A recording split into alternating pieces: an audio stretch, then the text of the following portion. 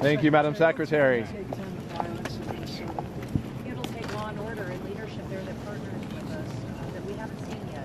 In my discussions with Governor Walz and from what I've seen on his press gatherings, he still is not willing to work with our federal officers to bring peace to the streets of Minneapolis. Madam Secretary? Plans to pull out of Minnesota? No plans to pull out of Minnesota. And how would you describe what you were seeing on the ground there? Would you describe it as an insurrection, and do you believe the president should invoke the Insurrection Act? I describe it as violent and a violation of the law in many places. I discussed with the president this morning several things that we are dealing with under the department in different operations. We did discuss the Insurrection Act. He certainly has the constitutional authority to utilize that. My hope is that this leadership team in Minnesota will start to work with us to get criminals off the streets. Remember, we are there in surged operations because of the largest fraud scheme in American history. We had people stealing from taxpayers, stealing funds away from the most vulnerable individuals in this country, people who needed mental health services, developmental services, autism, daycare.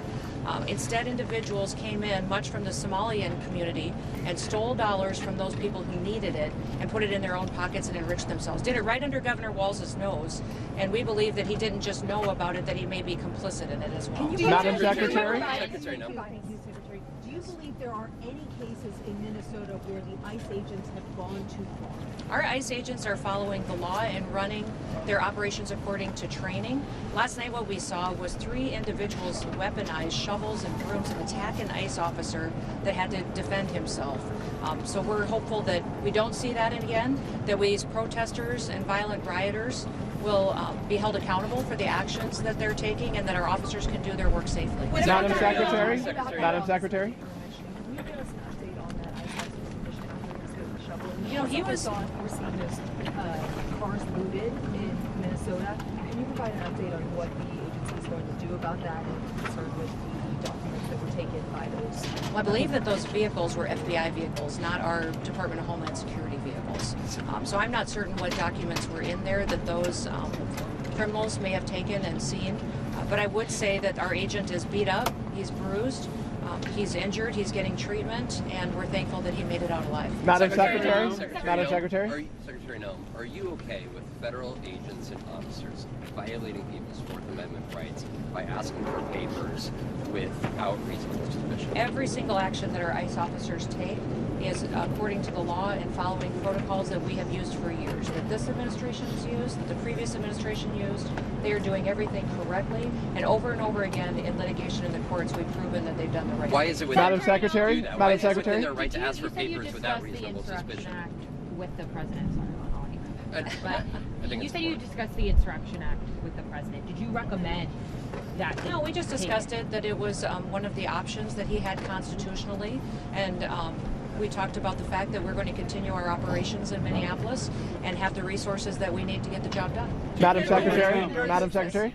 How many tankers are Coast Guard tracking that are loose, and are any of them out of the Caribbean that you're tracking worldwide? I can't speak to the specifics of the operation, although we are watching the entire shadow fleet and how they're moving. And I'm very proud of our Coast Guard, how they've partnered with the Department of War to do unprecedented actions in bringing these flags under jurisdiction that often, or these ships under jurisdiction that in many instances aren't flagged or they're affiliated with a country moving this unauthorized oil to avoid our sanction policy. Madam Secretary, can I follow up quickly?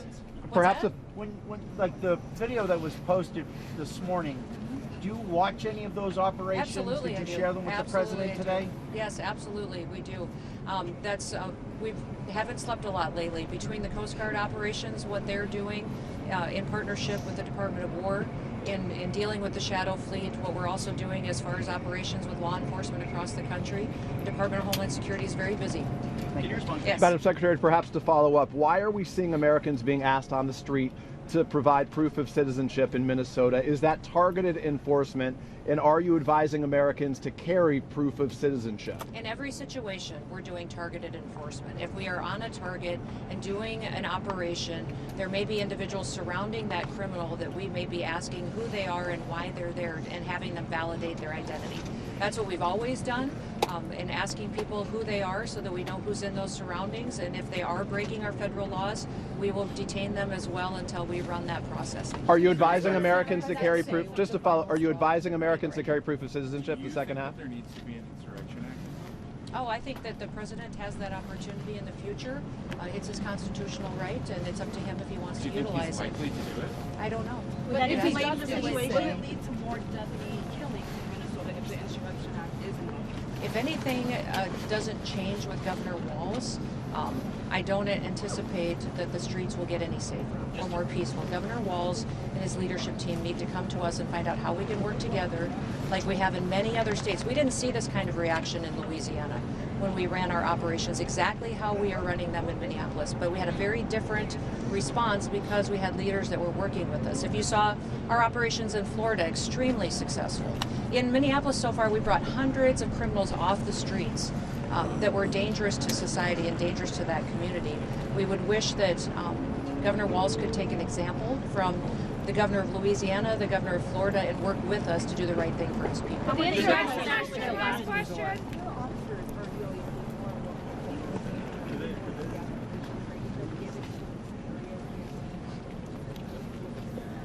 You know, the officers that we have out there are very highly trained and skilled, specific for the operations that they're doing.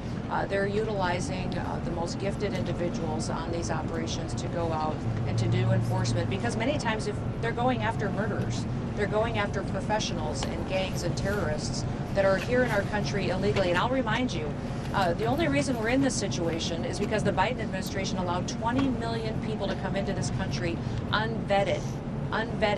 My every day is spent thinking about the known terrorists that are in this country that I just haven't found yet. The suspected terrorists, the criminals, the murderers, the pedophiles that are out there on the streets that we need to find and get off the streets because Joe Biden opened up our borders and allowed that invasion to happen.